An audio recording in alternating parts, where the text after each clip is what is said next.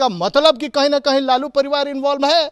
जब हमारे ऊपर आए तो हम बिल्कुल राजा हरिश्चंद्र की औलाद हैं, और वही गेंद जब दूसरे के पाले में जाए तो नहीं, वो तो भाई बहुत बड़ा कंस है।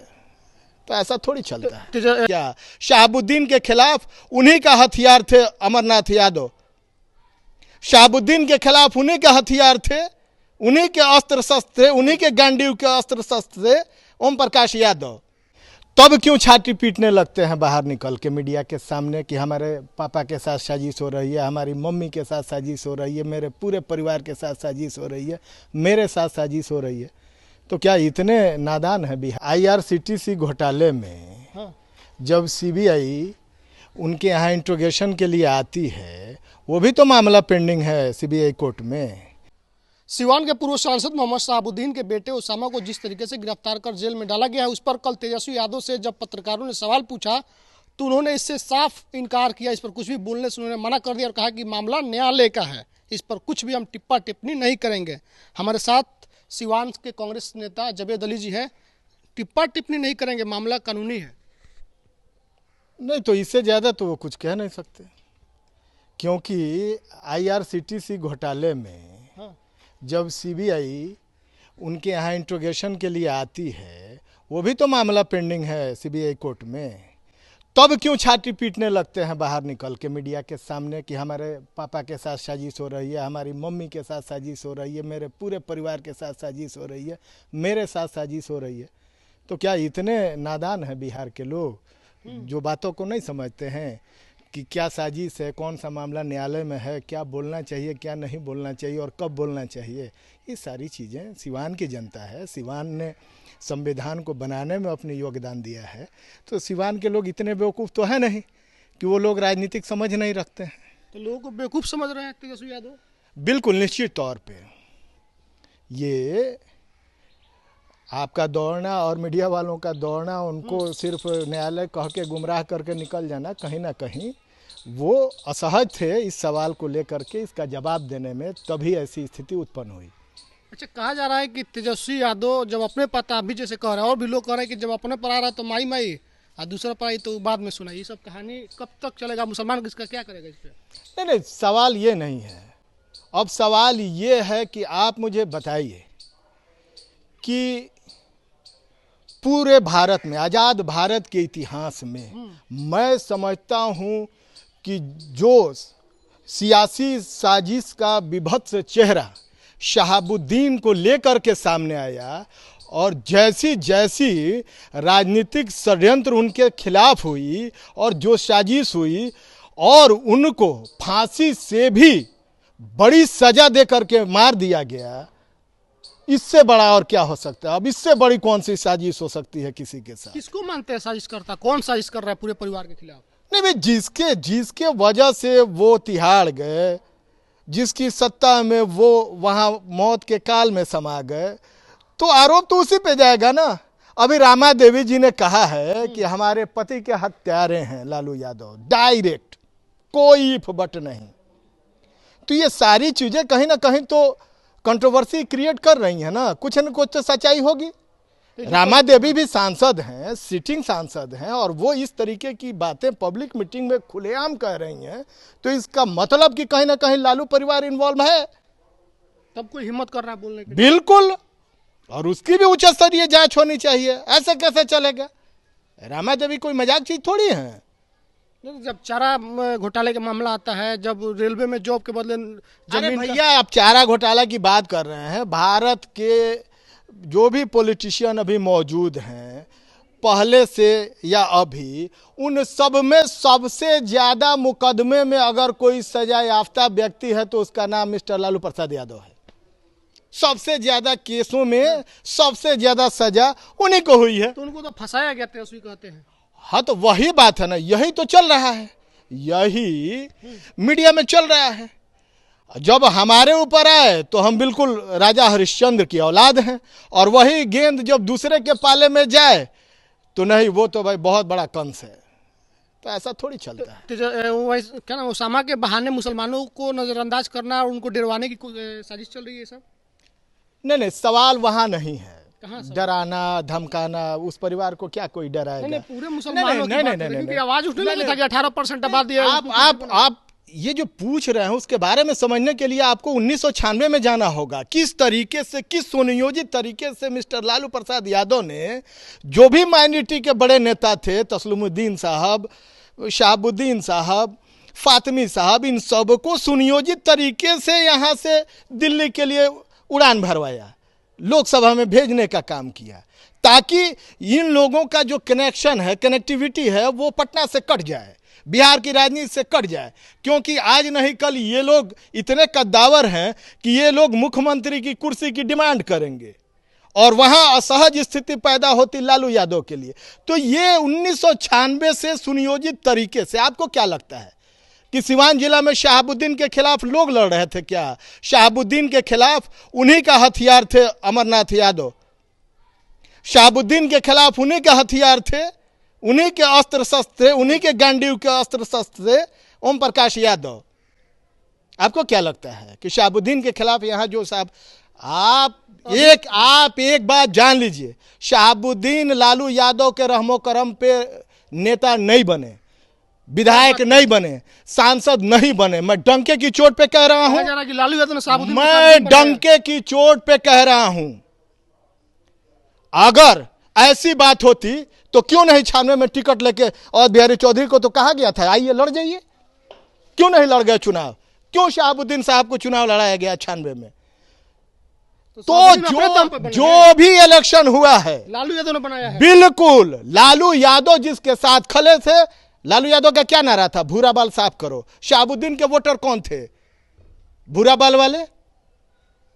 लड़ाई माले वर्सेस शहाबुद्दीन ही चल रही थी ना सिवान जिला में 96 के बाद। तो बिल्कुल अपोजिट डायरेक्शन में, लालू यादव के अपोजिट डायरेक्शन में वो राजनीति करते थे। लालू यादव की राजनीति वो करते थे, अपने दम पे वो सांसद बनते थे, अपने दम पे बनते थे। हाँ, ये अलग बात है कि वो जेल की सलाखों में चले गए, वो डिस्क्वालीफाई हो गए 2009 में, चुनाव लड़ने से उनको वंचित कर दिया गया कोर्ट के जरिए और कानून ला करके। इसके वजह से वो हाशिए पे चले गए।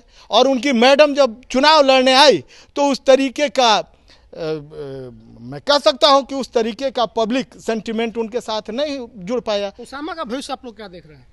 नहीं, ओसामा तो नया लड़का है, ओसामा ने तो अभी राजनीति में एंट्री भी नहीं मारी है। भविष्य क्या देख रहे हैं उनका? बिल्कुल भविष्य है, लोकप्रियता, बिल्कुल नौजवान लड़का है, उसकी लंबी लाइफ है, तो उसका भविष्य तो निश्चित तौर पे उज्जवल है। और है, ऐसा थोड़ी है कि जेल चले जाने से किसी का भविष्य खत्म हो जाए। लालू यादव का भविष्य चलता रहेगा, जेल जाते रहे, आते रहे, जाते रहे, आते रहे, उनका भविष्य एज इट इज। तो मसीहा है। नहीं, एज इट इज। अरे मसीहा क्या है? लालू यादव अपने से छोटे नेताओं के बाप हो सकते हैं, लेकिन बिहार की धरती पे लालू यादव का राजनीति में अगर असली कोई बाप है तो उसका नाम नीतीश कुमार है। ये मान लीजिएगा, लालू यादव की छाती पे नमक रगड़ के और आज 20 साल पूरा करने जा रहे हैं नीतीश कुमार। ये अपने आप में बहुत बड़ा इतिहास है और उस आदमी के साथ बहुत बड़ा इतिहास जुड़ा है और वो दम है उस आदमी में। तो बड़े भाई हैं, वो छोटे भाई हैं, वो राजनीति करते हैं। अगर बिहार में कोई राजनेता है तो सिर्फ एक राजनेता है जिसका नाम है नीतीश कुमार, जिसको डुबाने का इन्होंने प्रयास किया। आप जानते हैं ये खेल कहाँ से है? ये खेल रंजन यादव, डॉक्टर मोहम्मद शहाबुद्दीन, राम कृपाल यादव जी और ये सारे लोग एक बार चाहे थे कि यहाँ कुछ अलग हो। ये वक्त है वो राबड़ी देवी के बाद जस्ट, ठीक है। तो सबको लालू यादव ने धीरे धीरे ठिकाने लगाने का प्रयास किया, लेकिन नीतीश कुमार को ठिकाना नहीं लगा पाए। नीतीश कुमार ने इन्हीं को ठिकाने लगा दिया। जिस तरह से तेजस्वी मुसलमान नेताओं को नजरअंदाज कर रहे हैं, इनका मुख्यमंत्री बनने का सपना पूरा होगा ऐसे में 25 में? अरे नजरअंदाज क्या कर रहे हैं, रेवड़ी बांट रहे हैं। आज भी जो लोग, चाहे मदरसा बोर्ड हो या अल्पसंख्यक कल्याण हो, इसमें जो चेयरमैन वगैरह बन रहे हैं वो शहाबुद्दीन के नाम के सदके में ही बन रहे हैं। तो ऐसे लोगों से शहाबुद्दीन की भरपाई होगी? शहाबुद्दीन जैसे शख्सियत का डैमेज कंट्रोल ये चिटपुटिया लोग करेंगे? सवाल ही पैदा नहीं होता। करेगा फिर डैमेज कंट्रोल? कैसे होगा? वो डैमेज कंट्रोल वही परिवार कर सकता है। अब ये अलग बात है, मैं ये भी कहूंगा कि नहीं, राजनीति में गूंगे की कोई जगह नहीं होती, बोलना पड़ता है। बिल्कुल। और आज तो मोदी जी का युग है, आज तो सब कुछ झूठ ही बोलिए, बार बार झूठ बोलिए। जैसे एम्स, IIM और IIT और सारे चीज़ों की स्थापना भाजपा ने कर दी 1980 में। आप कह रहे हैं कि मैडम को भी खुल के बोलना पड़ेगा। तो अमित शाह ने कहा ना छत्तीसगढ़ में, इतना बड़ा झूठ जिस देश में बोला जा रहा हो, वहाँ चुप रहने से काम और वहां अगर हम चुप रहे हैं, स्ट्रेंथ के बाद चुप हैं, खामोश हैं, तो निश्चित तौर पे दुश्मन जो है वो तो हमलावर होंगे ही। तो आप कह रहे हैं कि मैडम को बोलना चाहिए, हेना साहब को बोलना चाहिए। बिल्कुल बोलना चाहिए। जिसकी 18% आबादी हो और वो खामोशी से हर सितम झेलता जाए, ये मुझे कहीं से मंजूर नहीं है। बिहार के लोगों को मंजूर होगा ये? बिल्कुल नहीं होना चाहिए। ये कौन लोग हैं, ये कौन लोग हैं भाई? तेजस्वी यादव जिस तरह से नजरअंदाज करके कल चले गए गोपालगंज से, इसका क्या होगा? नहीं, उनका तो सरकारी दौरा था, वो गोपालगंज का क्या था नहीं था मैं उतना नहीं जानता हूँ। तो नजरअंदाज करना नहीं करना, क्या करना, वो अलग बात है। लालू यादव भी गोपालगंज से आगे पटना। अरे भैया, आपका स्ट्रेंथ है, आप अपने, जैसे वो रामायण में मैंने सुना है कि हनुमान जी को अपने शक्ति के बारे में अंदाजा नहीं था कि मेरी शक्ति कितनी है, लेकिन जब उनको बताया गया कि आपकी शक्ति इतनी है, तो फिर वो लंका दहन करके आ गए, पहाड़ उठा लिए। तो वैसे ही जिसमें शक्ति है, उस शक्ति को जगाने की जरूरत है। ये मुहर्रम के तरह छाती पीटना, साजिश हो रही है, साजिश हो रही है, नहीं, मैं इसके खिलाफ हूं। छाती पीटने की जरूरत ही नहीं है, मातम मनाने की जरूरत ही नहीं है। छाती पे चढ़ के और लात रख के नमक रगड़ने की जरूरत है। ये बिहार खोज रहा है। इसका बदला लेगा क्या मुसलमान, जिस तरह से किया जा रहा है सितम सब? ना, बिल्कुल लेना चाहिए भाई, क्यों नहीं।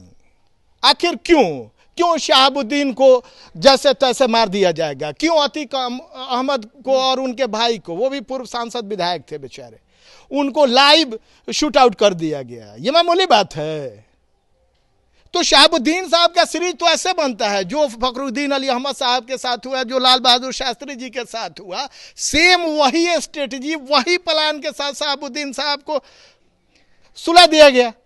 सेम, पढ़िएगा आप उनकी जीवनी, सेम जो तरीका अख्तियार किया गया उन लोगों के साथ, वही तरीका शहाबुद्दीन के साथ, और सबसे विभत्स और सबसे खतरनाक तरीका अपनाया गया पूर्व सांसद अतीक अहमद और उनके भाई अशरफ अहमद के खिलाफ लाइव शूट आउट किया गया, वो भी यूपी में योगी की बुलडोजर बाबा की सरकार के नाक के नीचे।